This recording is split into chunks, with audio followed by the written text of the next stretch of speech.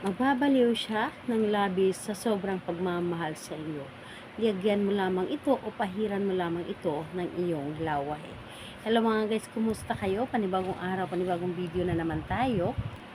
And sa araw na ito ay isa na ng video ang aking ituturo sa inyo na simpleng gabay o simpleng pamamaraan na makakatulong sa atin. At bago ang lahat, gusto ko lang mag-disclaimer sa mga taong hindi naniniwala at hindi gusto ang mga kagaya nitong video. Please escape this video and maghanap kayo ng videos na gustong gusto nyo dahil ang video na ito ay para lamang ito sa mga taong naniniwala and gusto mag-try. Sa lahat po ng mga nakikinig o sa lahat po ng mga nagko-comment po dito sa aking video dito sa loob ng aking channel, mag-ingat sa lahat ng mga nagre-reply sa inyo na dinadala kayo sa kanilang WhatsApp and imo app upang makaiwas po tayo sa scam. Ngayon po ituturo ko sa inyo paano siya mababaliw ng pagmamahal sa inyo.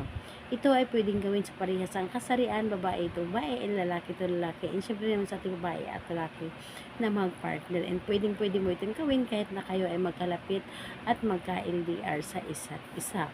Dito po ay kailangan natin ang ating gagamitin sa paggawa ng ritual na ito. Kailangan mo lamang dito maghanda ng isang maliit na pirasong papel, panulat. Mas maganda kung meron kang kulay pula na panulat, pero kung wala, itim na lamang. And syempre kailangan din natin dito ang inyong sarili syempre.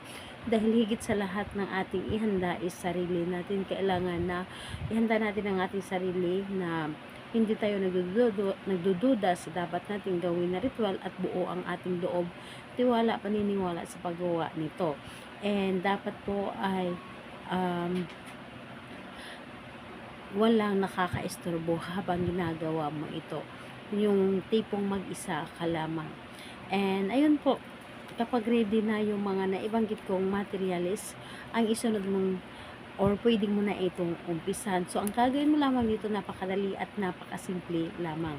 Dito po sa isang papel, isusulat mo dito sa isang papel yung pangalan at apelyido ng inyong target ng 6 na beses. Yes po, 6 na beses pangalan niya at apelyido dito sa papel. And kapag naisulat nyo na po yung kanyang pangalan at apelyido, ang gagawin nyo lamang ay kumuha kayo ng inyong laway. Dahil ang ating laway po ay isa ito sa mga ginagamit ng paggawa ng ritual. Ito ay mabisa sa paggawa ng ritual. So, kumuha kayo ng inyong laway at ipahid dito sa kanyang pangalan. Yung 6 na linya na pangalan niya at apelyido, doon nyo po ipahid. And habang pinapahidan ninyo ito ng laway, ang kanyang pangalan, syempre i-claim ninyo sa inyong sarili, and dapat yung nasa isip ninyo ito ay gagana, and dapat yung nasa isip ninyo ito ay efektibo po. Dahil sa isang bagay na ginagawa natin, kung kulang ka sa tiwala ay hindi mo ito mapapagana. Pero kung sa isang bagay na ginagawa mo, buo ang inyong loob, and buo ang inyong tiwala, and naniniwala ka talaga, yun po ang mangyayari.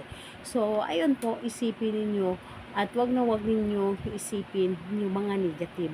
Dapat po sa positive lahat yung mga iniisip po ninyo. And pagkatapos po ninyo pahiran ito ng laway, ang gagawin niyo po, itupin niyo lamang ito ng isang beses lamang papunta sa inyo. And mas maganda na ilagay po ninyo ito sa loob ng case ng inyong cellphone. So, kung hindi nyo po ito mailagay sa case ng inyong cellphone, pwede nyo po ito ilagay doon sa ilalim ng inyong unan. So, kailan ito pwedeng kunin nyo lamang ito kapag naramdaman nyo na gumana na ang inyong ginawa.